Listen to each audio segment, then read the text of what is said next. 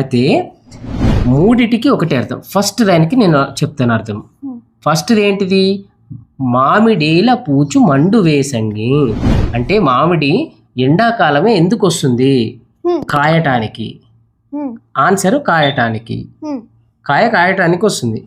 రెండో దానికి బాలుడేల పోవు పశువుల వెంట అంటే బాలుడు గోవులు అంటే పశువులు. పశువులు అంటే తెలుసు, ఎనుములు. పశువుల దగ్గరికి పశువుల గుంపులో ఎందుకున్నాడు అంటే పశువులు కాయటానికి కదా, కాయటానికి. రెండో దానికి కూడా కాయటానికి ఆన్సర్.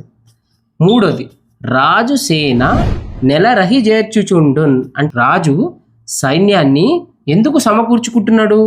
ప్రజలకి మంచి పరిపాలన ఇవ్వటానికి అంటే ప్రజల్ని కాయటానికి. మూడిటికి ఆన్సరు కాయటానికి. అప్పుడు ఏం చెప్తున్నాడు? మూడున్నొక మాట ముద్దు కృష్ణ, మూడిటికి ఒకటే ఆన్సరు కృష్ణ అని చెప్తున్నాడు. అది తెలుగుకున్న గొప్పతనం.